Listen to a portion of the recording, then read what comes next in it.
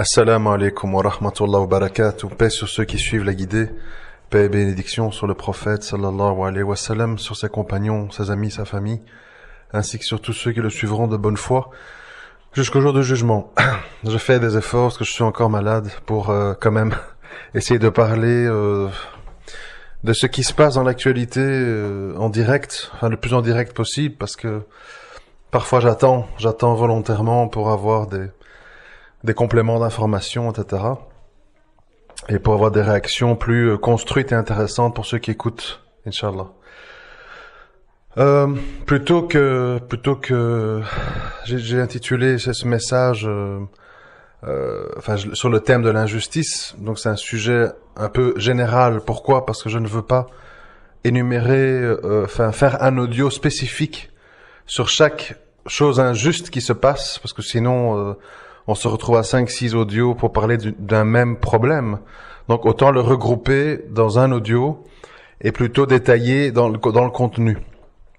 Alors bon, ce qui nous occupe aujourd'hui, beaucoup de choses nous occupent, parce que l'actualité est riche et chaque jour se passent des événements franchement étonnants. Étonnant est un mot positif, donc je sais pas si c'est le bon mot de dire étonnant. Je dirais un peu étrange, très étrange. Mais bon, c'est comme ça. Donc il faut essayer de comprendre. Ça sert à rien de se lamenter ou de hurler au fou. C'est pas ça qui va améliorer les choses. Mais bon, injustice. Comment je peux expliquer? Il se passe des choses que tout le monde trouve normales, pire. Non seulement normal, mais les gens sont pas contents. C'est-à-dire que déjà, il y a une injustice, et au lieu que les gens soient honteux d'avoir été les complices d'une injustice, ils en demandent plus. Et ça renforce quand même ma thèse. Ma thèse, c'est un grand mot de dire la thèse de tous ceux qui pensent que finalement, par le passé, nous tous, chacun à notre façon, on a toujours tendance en fait à désigner les têtes, les dirigeants, les gouverneurs, les responsables politiques. Mais vous savez, plus j'évolue dans le temps, et plus j'observe, et plus je vois les propos des gens, plus je réalise qu'en fait, les dirigeants sont une sorte de moindre mal. J'aurais jamais cru dire ça un jour, mais je suis bien forcé de le dire. Et quand je parle de dirigeants tout pays confondu. Et de nouveau, je me dis, subhanallah, c'est quand même une sorte de miséricorde divine que, bien que ce soit tous des bandits, des escrocs, des opportunistes, etc., ils sont une sorte de paratonnerre qui limite la casse. Alors pourquoi je dis ça? Ça peut en étonner plus d'un, plus d'une, je m'en rends compte. Mais je dis ça parce que je suis forcé d'admettre la réalité. Que ça me plaise ou non. Je suis pas là pour m'auto-congratuler. Je suis là pour me dire, oui, j'ai pas mesuré. J'ai pas réalisé avant l'ampleur, la gravité des choses. Et j'ai cru que c'était des symptômes dus uniquement à la gestion et aux actes et aux lois des despotes, des dictateurs, des ministres, des politiciens. Et au fil du temps, je réalise qu'en fait, c'est pas aussi simple. C'est pas aussi simple. Je vais tout de suite rentrer dans le vif du sujet, comme ça, on va pas tourner autour du pot. Je pense à deux affaires actuelles. L'affaire Jawad, donc le logeur des terroristes à Paris, comme on l'a nommé en tout cas, et l'affaire Tariq Ramadan. Bon, moi c'est très délicat, c'est des sujets très délicats. Je vais vous dire pourquoi c'est délicat. C'est délicat parce que les deux personnages, Jawad et Tariq, on va les appeler comme ça, et c'est assez troublant pour moi de voir qu'en fait deux profils diamétralement opposés, avec un autre niveau d'éducation, un autre niveau de vocabulaire, etc., finalement ont beaucoup de choses qui les réunissent, outre leur origine maghrébine. Et pour moi c'est important, et il y a un sens à chercher là-dedans. de voir que deux personnages si différents sont finalement dans des situations très similaires. Je ne vais pas réexpliquer en détail le cas judiciaire, je pense que vous le connaissez tous. Donc Jawad, en 2 mots, est un gars de banlieue parisienne, un maghrébin de type, comment on va dire, de type populaire, hein, c'est-à-dire, voilà, je vois mes petites séries, je couche avec des meufs, je me sniffe un petit rail de coke à l'occasion. Enfin bon, ça vole pas haut, bien entendu. Et donc, on se rappelle tous, hein, le soir des événements, il était à la télé, qu'est-ce qui se passe ici? Ah oui, c'est chez moi, moi j'ai voulu rendre service, j'ai sous-loué mon appart, voilà, moi je sais pas c'était qui, etc. Bon, tout le monde a rigolé, etc. Tout le monde a crié au complot. Et on se retrouve, plus ou moins 2 ans et demi, 3 ans plus tard, avec un individu, certes, heureusement pour lui, comment on va dire, coutumier de la prison, puisqu'il y avait été pour je ne sais plus quoi, meurtre involontaire, je ne sais plus exactement le dossier de par cœur. On se retrouve en fait avec un individu qui, parce qu'il a sous-loué son appartement aux mauvaises personnes au mauvais moment, et je rappelle que ces gens n'avaient pas le profil du tout type d'islamiste, puisque le point commun de la plupart de ces actes terroristes qu'on a vécu ces dernières années en Belgique ou en France, ce sont le fait de gens qui sont beaucoup plus proches du milieu de la drogue, du banditisme et du commerce de hashish qu'autre chose. Donc évidemment, le gars, on a mis du temps, mais le gars, je suppose que si la justice qui a étudié le dossier l'a acquitté, c'est que on s'est rendu compte qu'en fait, il jouait pas un jeu. C'était vraiment un con, c'était vraiment un petit délinquant, et c'est vraiment un type qui a voulu se faire un peu de thunes en sous-louant son appart. Et puis, voilà, on lui a pas dit, évidemment, on va faire ci, on va faire ça. Bon. Mais, ce qui, moi, me bouleverse, ce n'est pas tellement le destin de cette personne. Je lui souhaite pas du mal, je souhaite du bien, comme je souhaite du bien à n'importe qui, hein. Donc, je ne veux pas souhaiter du mal à Jawad. Il est ce qu'il est, il deviendra ce qu'il doit devenir. Je ne sais pas. Moi, ce qui m'intéresse, c'est pas les personnes. Même chose avec Tariq, et je vais en parler après. Moi, ce qui m'intéresse, c'est ce qu'il y a autour. Et ce qu'il y a autour, moi, me trouble beaucoup. Ça me trouble parce que je me rends compte qu'on est extrêmement loin dans le processus je sais pas comment on peut l'appeler, pas d'islamophobie, mais je ne sais pas, de parti pris, en fait. De parti pris par rapport à tout ce qui est de près ou de loin lié à l'islam.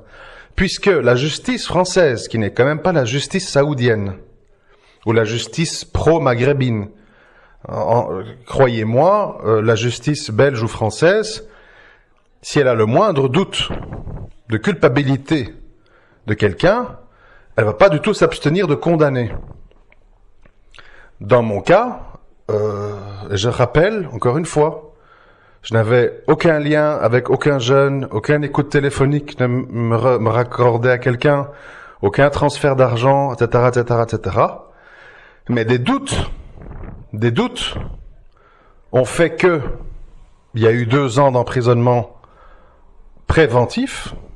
Certains ont trouvé que c'était pas assez. Bon, c'est leur problème. S'ils trouvent que c'est pas assez de faire 24 mois pour rien. Excusez-moi si on trouve que c'est pas assez. Désolé que j'ai pas eu et resté plus. Pour au final dire le parquet réclame 12 ans en tant que dirigeant, et nous en tant que juge, on va dire qu'il est condamné à ce qu'il a déjà fait en préventive, plus 3 ans avec sursis. Donc moi, ce qui m'inquiète, parce que mon cas n'est pas spécialement intéressant, mon cas est parmi des centaines de cas.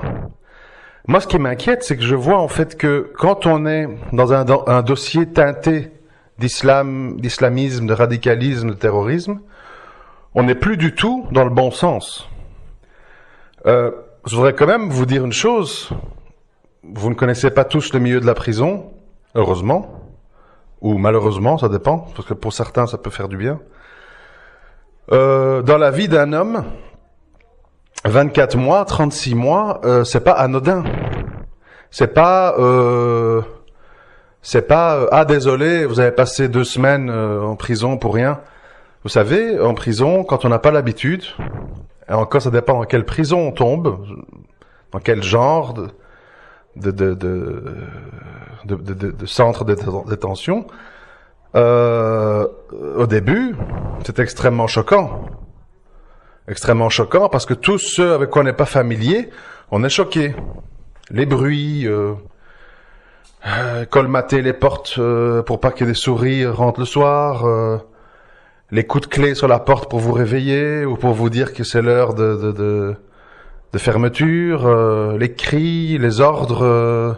Je veux dire, voilà, c'est la prison. C'est pas, contrairement à ce que les gens disent dans les commentaires, c'est pas le Club Med, c'est pas partie de vacances. Mais encore, il y a des prisons bien pires dans les pays en voie de développement. Bon, là, n'en parlons pas. Là, c'est une entreprise de destruction psychologique grave, inhumaine, malheureusement. Mais moi, j'ai l'impression, en fait, qu'on est arrivé tellement loin dans le processus de détestation de tout ce qui lie finalement même pas à l'islam. Parce que Jawad, pour ceux qui ont un minimum lu sur le personnage, n'a rien à voir, de près ou de loin, avec l'islam. Ils sont contre-fous. C'est un gars qui est dans la cam, dans le fric, dans l'amusement, dans les bonnes femmes. Donc en fait, on va bien au-delà. C'est-à-dire que dans l'inconscient collectif, toute appartenance raciale, et j'ai beau eu dire depuis des années qu'il faut arrêter avec ce mythe de arabe égale musulman, puisque tout le monde le sait quand on a un peu vécu. Il y a beaucoup d'Arabes qui n'ont ni le temps, ni l'envie, ni eu l'encadrement familial pour avoir un quelconque intérêt pour l'islam. Ce qui les rattache à ça, c'est leur nom et leur faciès. Autant qu'on peut dire qu'un blanc est chrétien, alors qu'on sait que la plupart des blancs ne mettent pas un pied dans l'église, n'ouvrent jamais une Bible. Et voilà, s'ils font un baptême et ils ont une croix autour du cou, c'est déjà beaucoup. Mais donc là, on n'est plus dans la réflexion intellectuelle. On est arrivé maintenant dans un monde de café du commerce. C'est-à-dire que par son arabité, par son maghrébinisme, Jawad est automatiquement un menteur, est automatiquement un complice, est automatiquement quelqu'un qu'il faut guillotiner sur la place publique.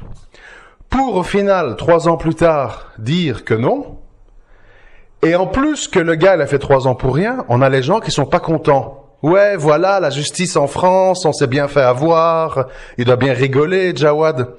Ça veut dire qu'il y a même pas le souci de dire, on s'est trompé, on a voulu chercher des responsables, et on s'est vengé sur tout le monde et n'importe quoi. Non. Le fait que vous ayez un lien de parenté, le fait que vous ayez fait un acte qui pourrait peut-être laisser penser que, etc., fait que toute une série de principes s'écroulent. Présomption d'innocence, droit de l'enquête, étude du dossier, indépendance de la justice, puisque, je vous rappelle, je pense que à 95%, les commentaires de cette affaire sont terribles. Les gens sont scandalisés, justice de gauche, justice de merde, enfin bon, il faut aller lire, c'est fou. Donc ça veut dire que non seulement on n'est pas honteux de s'être trompé et d'avoir enfermé quelqu'un 3 ans pour rien, mais en plus on en réclame davantage. Et dans l'affaire Tariq, qui est dans un autre genre, puisque, en gros, si j'ai bien compris, certaines femmes disent avoir été violées, abusées, maltraitées il y a 7, 8, 9 ans. C'est tout d'un coup où on sort tout ça aujourd'hui. Tiens, c'est bizarre, c'est quelques mois après que les liens avec le Qatar se sont abîmés, etc., etc. On voit très bien qu'il y a tout un lien, hein, avec l'ordre de l'Arabie Saoudite de couper avec tout ce qui est lié de près ou de loin aux frères musulmans. Et puis par ricochet, eh bien voilà, il est viré d'Oxford. On ressort les vieux dossiers Caroline Forest, etc. Alors de nouveau, quand on dit ça, c'est pour ça que je vous invite, et c'est le but de cet audio, au-delà de l'analyse de ces faits divers, de ces faits de justice, Moi, voudrais vous dire une chose, parce que moi, c'est ça la réflexion qui me vient. Dans la vie du croyant, en tout cas, dans la vie du musulman, c'est-à-dire la personne qui craint le jugement divin. Pour les autres, ils ne craignent personne, donc ils s'en foutent, donc ils suivent leurs passions et leurs émotions du moment. Évidemment, c'est pas à ces gens-là que je m'adresse, là, ils vont pas comprendre mon discours. Je parle au niveau des gens qui craignent le jugement divin. Moi, je dis toujours une chose. Nos affinités, nos amours et désamours, nos dossiers qu'on a avec les gens, avec une ex-femme, avec un ex-mari, avec son père, avec son voisin, etc., ne doivent jamais, au grand jamais, ne doivent jamais l'emporter sur notre fort attachement viscéral que nous devons avoir avec ce que nous appelons la justice. La justice, ça signifie quoi dans l'affaire Tariq? Je vais répéter parce que malheureusement, on est dans des guerres de clans où il y a des gens qui le défendent aveuglément et il y a des gens qui le condamnent aveuglément. Moi, je suis d'accord avec aucun des deux pour une raison simple. Et je ne pense pas pouvoir être démenti là-dessus. Ça m'étonnerait. Mais bon, on sait jamais. Moi, je pars du principe que tout être humain commet des erreurs. Tout être humain commet des péchés. Et, nous le savons, nous les musulmans, l'attente qu'a Allah Azzawajal par rapport à ça, c'est de dire, lequel d'entre vous, après avoir fait ses péchés, ses excès, ses mensonges, ses lacunes, ses ingratitudes, lequel d'entre vous va revenir vers moi humblement et implorer ma miséricorde? C'est ça qui est attendu. Allah Azzawajal n'attend pas de nous que nous soyons une réplique des anges. Nous ne le serons jamais. Ce n'est pas dans notre nature. Nous sommes des pécheurs faibles. Mais nous sommes aussi des ingrats orgueilleux. Et donc, Allah ne nous demande pas de ne pas être des pécheurs faibles. Ça, nous le sommes. Nous le sommes génétiquement, au plus profond de nous-mêmes.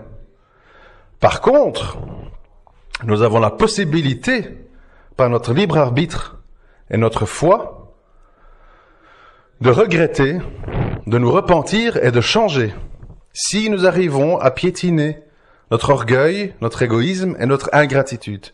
Ça, c'est le point important. Pourquoi je dis ça? Pour faire le lien avec Tariq Ramadan. Tariq Ramadan, nous connaissons tous son parcours. C'est quand même quelqu'un qui, depuis un quart de siècle, dédie son temps, bien ou pas bien, ou parfois bien, parfois pas bien, parfois très mal, sur la cause de l'islam. Il a suivi une évolution, et comme chacun d'entre nous, il a eu des fréquentations. Et comme vous le savez, les fréquentations ont une influence, et peuvent modifier certaines choses. Parfois, nous faisons des choix stratégiques dans nos vies, avec des motivations bien personnelles. Et on peut réaliser avec le temps que c'était des erreurs, etc., etc. Alors, ici, c'est très délicat parce que les gens sont dans une réflexion basée sur « je suis d'accord » ou « je ne suis pas d'accord avec lui ». C'est pas ça qui est intéressant dans ce qui nous occupe ici. Ça, c'est un débat qu'on peut avoir de manière apaisée dans d'autres circonstances. Dans une table ronde, dans des conférences, dans des échanges, dans des questions-réponses. On débat. On débat avec les gens. Et si nous savons débattre avec des non-musulmans ou des ennemis de l'islam, on doit aussi savoir débattre avec des gens que nous jugeons être des égarés égareurs, des réformateurs dangereux, etc. Il faut savoir débattre. On peut pas se faire toujours l'économie de dire pas bien, foutu, pas bien, foutu. Il faut débattre, il faut prouver, il faut démontrer, etc. Mais ici, on a clairement quelqu'un que je ne savais pas, en plus malade de la sclérose en plaques. C'est pas anodin. On a quand même quelqu'un qui manifestement est maltraité dans ses droits d'être humain, dans le sens que il est, contrairement à tous les autres personnages qui ont pu tremper dans ce genre d'histoire, il est mis en détention. Si j'ai bien compris, il n'a pas le droit de contacter sa famille ni d'avoir de la visite de sa famille. Et les médias publient tous des des articles à charge d'une manière complètement, comment on va dire, inéquitable. Parce que on part de ce postulat que je juge très grave et très faux, que la plaignante est automatiquement vraiment victime de ce qu'elle dit et que l'autre est vraiment coupable, alors que tout le monde sait, par exemple dans les cas de divorce, que quand on étudie un dossier en profondeur, on réalise que les choses sont pas aussi simples. Et c'est vrai, je ne dis pas que c'est ce qui s'est passé, mais c'est vrai pour l'avoir vécu à mon petit niveau. Moi, je ne suis pas à la dimension de Tariq, donc je dis mon petit niveau. Effectivement, c'est vrai qu'il y a des femmes qui se fixent sur un homme public, et quand elles sont éconduites, quand elles ont vécu comment je vais dire, l'attention qu'on a pu leur porter comme une attention amoureuse, quand elles voient que ça ne va pas plus loin, elles peuvent réagir très méchamment. C'est une réalité qu'on peut demander à des psychologues. C'est pas un scoop. Il y a des gens qui n'acceptent pas le fait de ne pas pouvoir concrétiser leur désir avec la personne qu'ils visent. Moi, pour parler de moi, je m'excuse si elle se reconnaît, mais il faut qu'elle se remette en question. Il y a une personne qui est âgée d'une 50aine d'années en Algérie, qui sait très bien que je suis marié, etc., qui s'acharne à ne pas accepter cette réalité. Donc il y a des gens qui sont, je ne le dis pas pour me moquer, parce que je le dis parce que c'est un peu inquiétant, il y a des gens qui sont pathologiquement fixés sur des individus, et quand ça ne se concrétise pas, ils perdent les pédales. Ils commencent à tenir des propos injustes. Et tout ça, dans le contexte actuel, ça peut avoir des conséquences graves. Parce que voilà, quand quelqu'un est déjà sous le viseur, la cible de toute une série de gens comme Caroline Fourest et autres et tout, vous pensez bien que tout ça, c'est du petit lait, comme on dit, sur lequel les gens vont surfer. Et c'est trop facile. Vous savez, les gens qui disent « Oui, mais non, elle voulait des conseils religieux, etc. » Croyez-moi, je vous le dis franchement, quand vous êtes quelqu'un de public et quand vous êtes quelqu'un qui est un petit peu au-dessus de la norme au niveau raffinement, au niveau intellectuel, finesse du langage, etc., vous avez des femmes qui vous idéalisent et qui ne supportent pas l'idée qu'elles ne peuvent pas concrétiser avec vous. Et ces gens, dans le lot, bien sûr, 99% vont finir par accepter, tourner la page, relativiser, etc. Mais vous avez toujours l'une ou l'autre personne qui risque de perdre les pédales. Alors moi, je ne dis pas ici que c'est ça qui se passe. Je n'étais pas là. Je ne sais pas. Je dis simplement, ce qui est très dérangeant en tant qu'observateur dans ces histoires-là, c'est qu'en fait, il y a certains individus, comme par hasard, souvent maghrébins, et liés à bon ou à mauvais escient à l'islam, qui sont en fait des coupables avant de commencer, désignés coupables. Et il y a d'autres gens qui appartiennent à d'autres groupements humains, d'autres communautés, qui eux sont innocentés. Qu'est-ce que c'était je me rappelle de mémoire comme ça. Finkielkraut qui disait en parlant de DSK, c'est le droit de cuissage. Voilà, finalement cette petite négresse à New York, elle a eu de la chance d'avoir la main aux fesses de ce grand notable du Fonds monétaire international qui est DSK. Bon, elle devrait lui en remercier. Il a donné de l'importance. Bon, donc en fait vous avez des gens qui font l'opinion. Mais alors ce que je vous ai dit au début de ce message, on désigne des gens, BHL, Attali, machin, Cohn-Bendit, Macron, bon, vous savez tous ce que j'en pense. Mais, ça c'est l'option facile. La réalité, c'est que quand vous lisez ce que les petits Finkielkraut disent, ce que les petits Zemmour disent, ce que les petits BHL disent, et quand je dis petit, je parle de votre voisin, de votre collègue de travail, du gars qui est dans la voiture à côté de vous sur le périph' le matin, croyez-moi, c'est pire. Ces gens sont malades. Malades de haine, malades de rejet de l'autre, coûte que coûte, coupable ou non. Voilà pourquoi je vous avais toujours dit dans des anciens audios, quand on me disait oui, mais c'est pas Ben Laden, le 11 septembre, et l'Afghanistan a été attaqué à tort, et l'Irak, ils ont fait un lien avec Al-Qaïda, même Blair et Bush ont dit qu'ils avaient menti. Oui, oui, oui. Mais derrière, est-ce que vous croyez qu'une majorité d'Anglais et d'Américains culpabilisent à l'idée que peut-être c'est pas vraiment Ben Laden qui a fait, ou que en Irak on a tué 1 million de gens, finalement par manœuvre politique? Les gens s'en foutent. Les gens ne valent pas mieux que Bush et Blair. Et c'est ça l'erreur qu'on fait tous. On s'acharne à parler des individus sous le spot. Mais ces gens-là, ils ne sont que le porte-voix, souvent édulcoré et amoindri, d'une pensée populaire en dessous qui est bien pire. Je vous garantis, je le signe de mes 2 mains, si vous auriez donné Jawad au peuple, il aurait été écartelé vivant, place de la République. Et les gens se seraient baignés dans son sang. Comprenez? Donc à un moment donné, le problème c'est quoi? C'est même plus le système, c'est même plus les lois, le tarout, le machin, etc.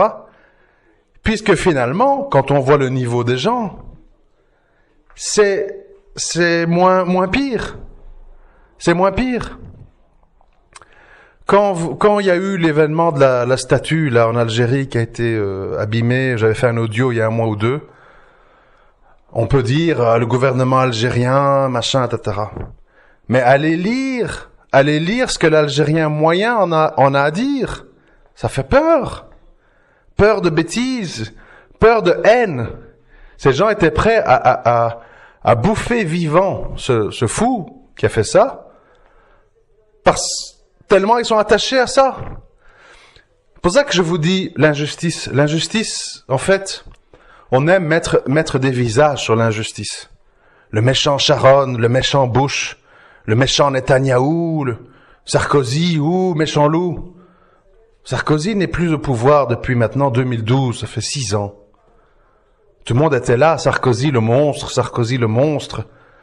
Qu'est-ce qui a changé? Il y a eu un entracte de 4-5 ans de Hollande, et maintenant il y a du Macron.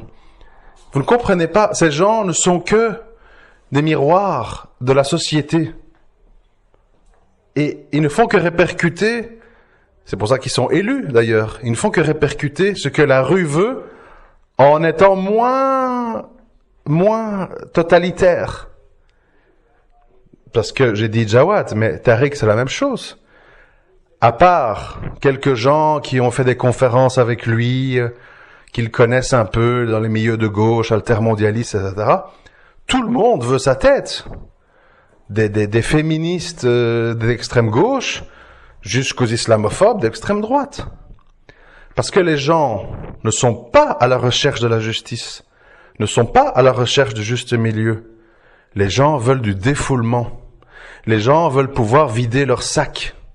On veut, comme on a eu des gens à nous qui sont morts dans le concert sataniste de Bataclan, nous voulons voir des têtes rouler en face. Peu importe qu'ils soient coupables ou non, ça ne nous intéresse finalement pas. Et si vous les innocentez, avec preuve à l'appui, on va vous cracher dessus en disant « bande de sales vendus ». C'est ça la justice française.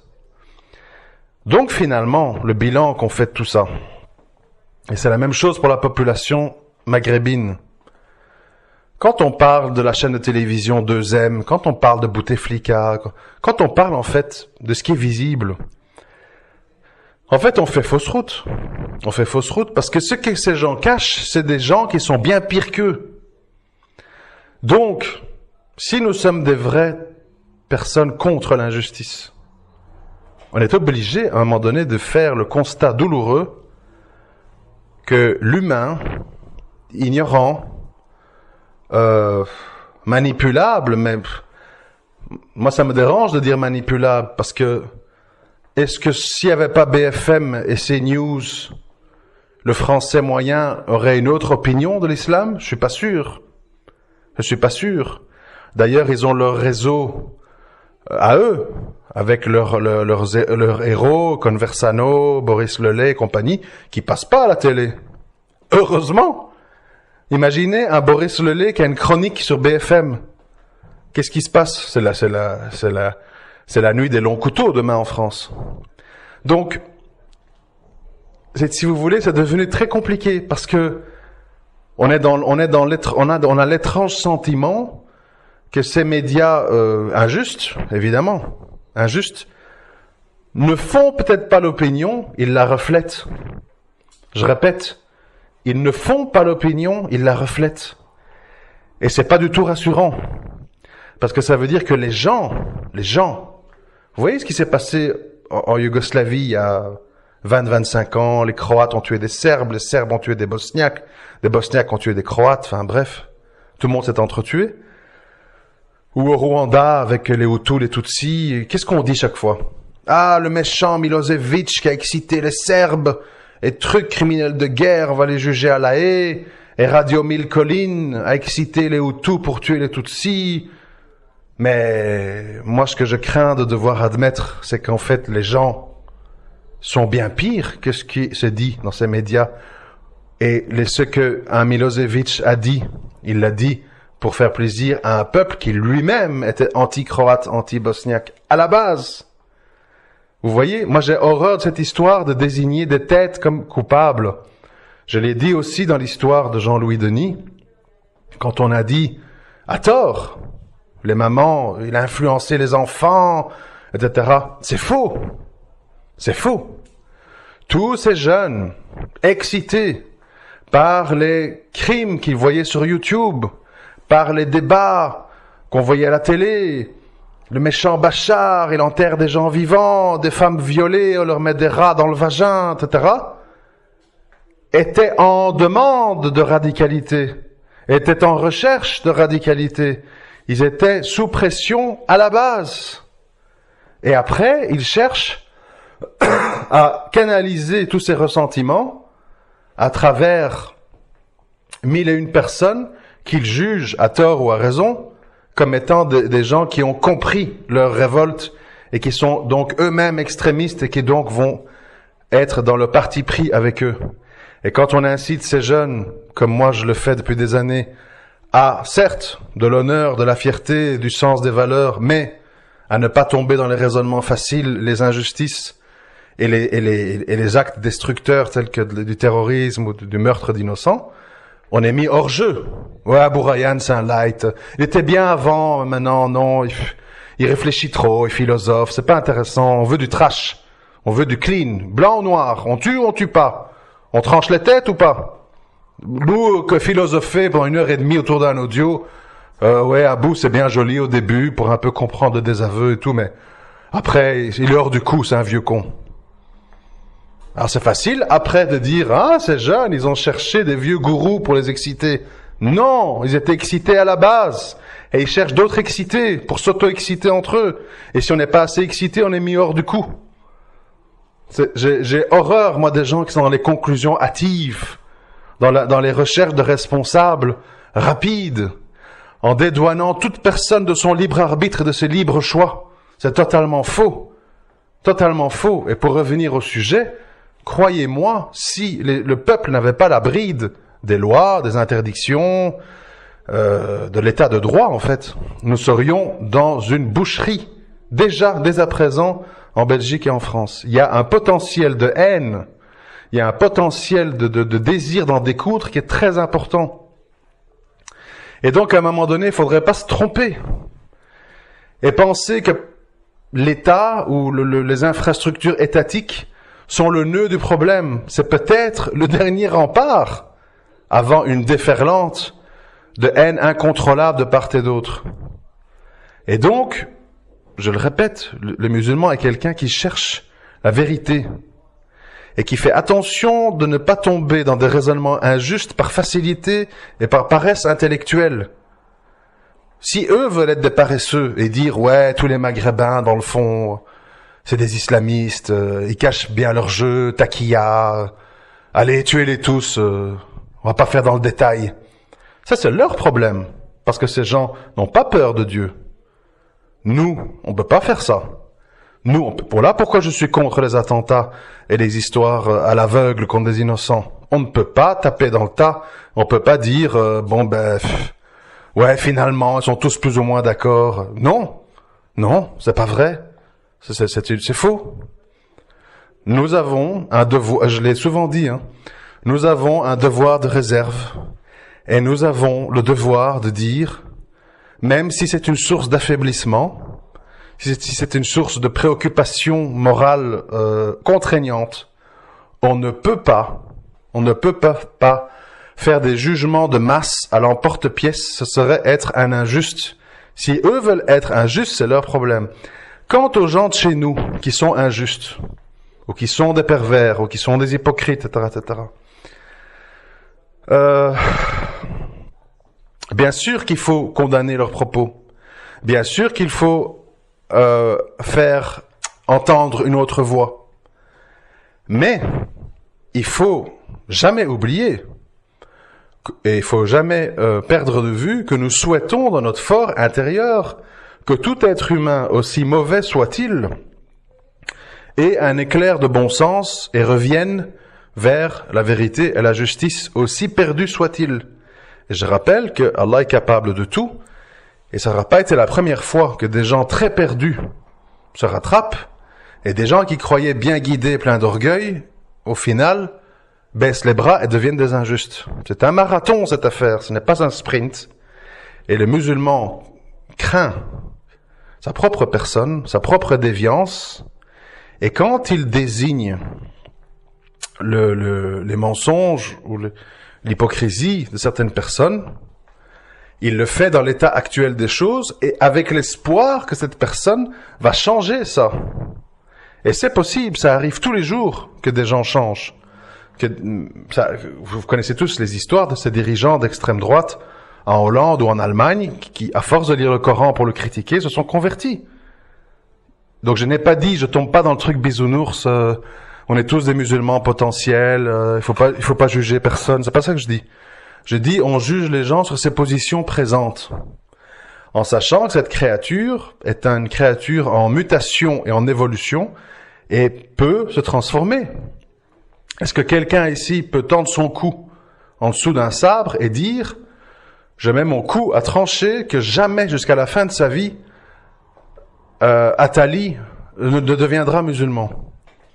Ça paraît peu probable, mais on ne sait pas. Donc quand on critique Attali, par exemple, pour prendre un nom au hasard, on le critique sur des positions actuelles ou passées.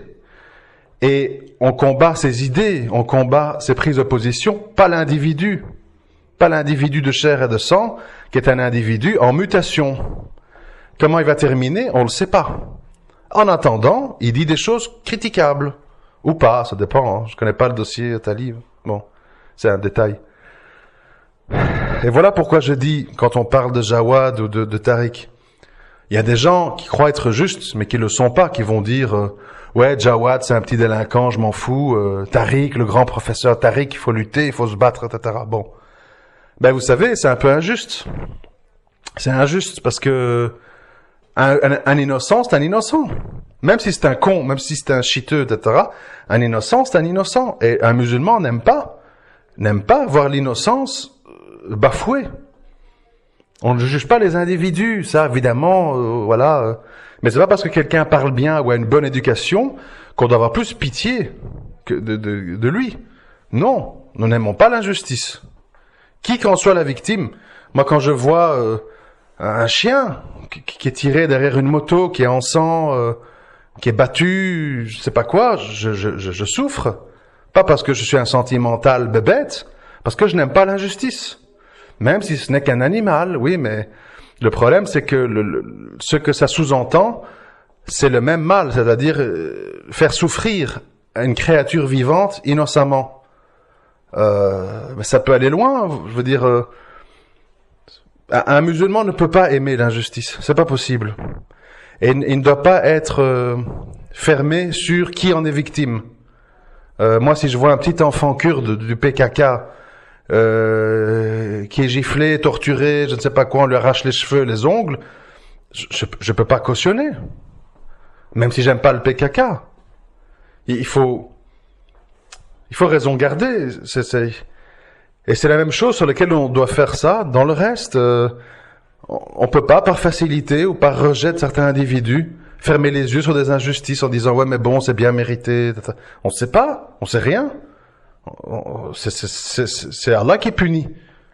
C'est pas, on laisse pas des injustes punir un injuste qui est peut-être injuste, qu'il est peut-être à moitié, qu'il est peut-être aux trois quarts, qu'il est peut-être pas du tout.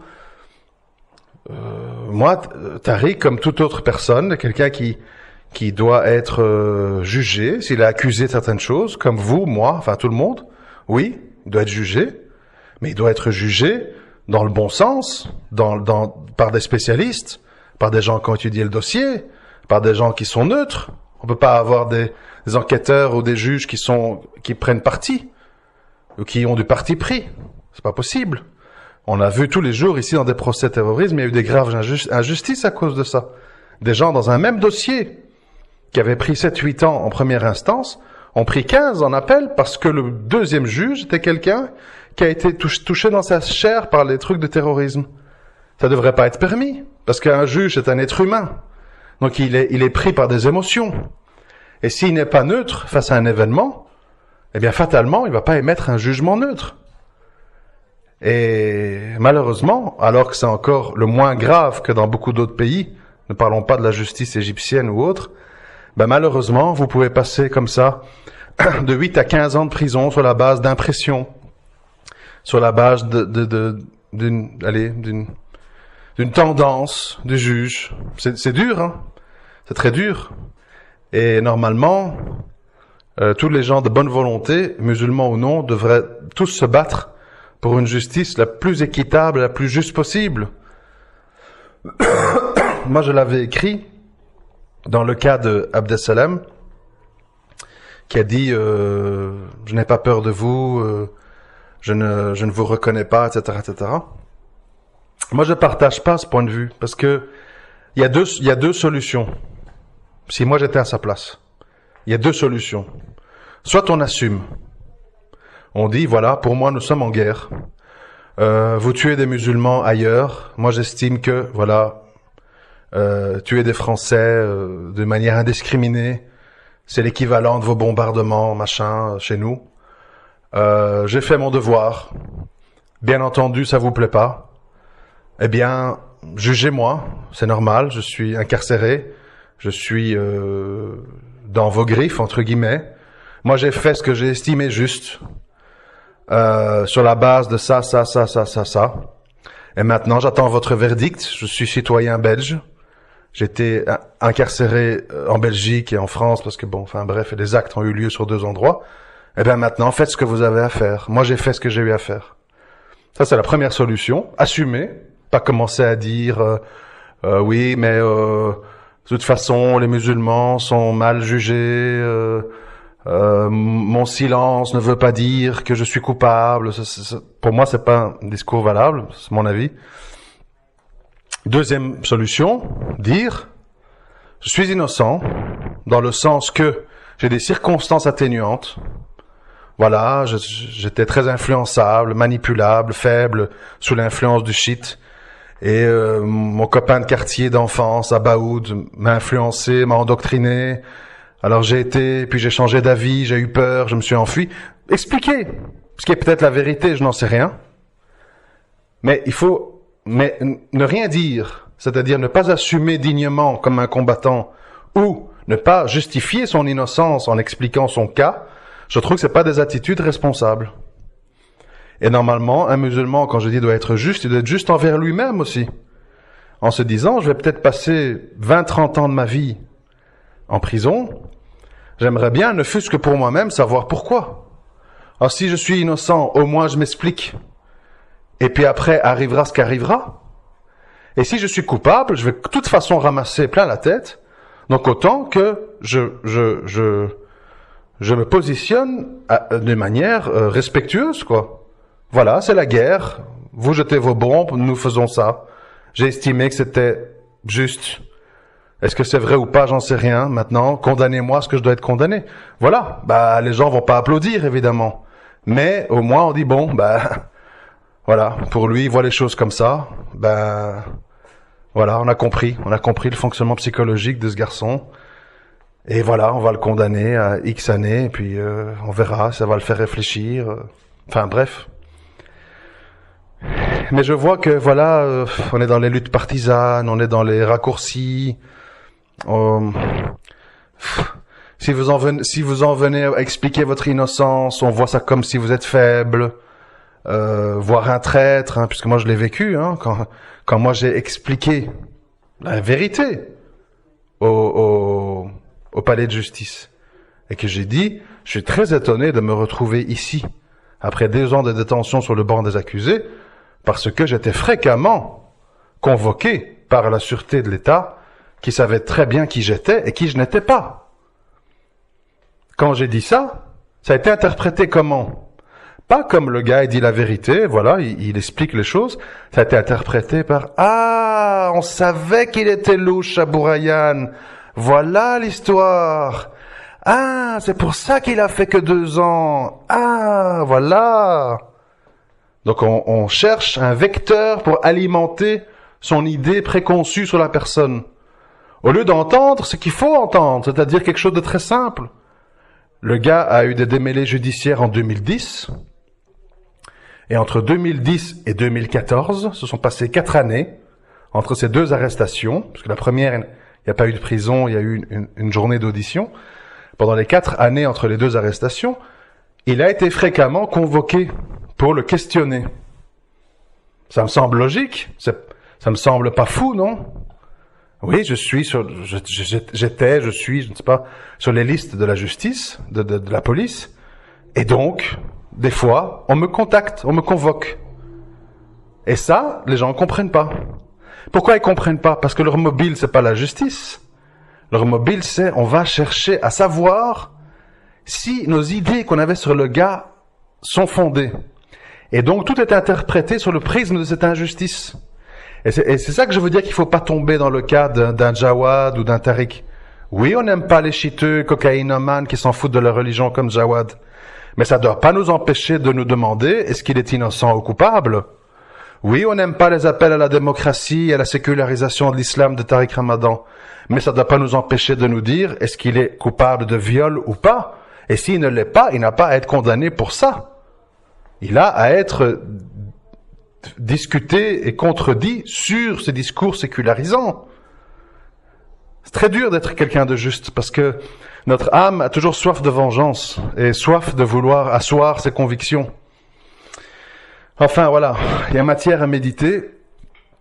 J'espère que ça peut vous aider dans votre processus de réflexion.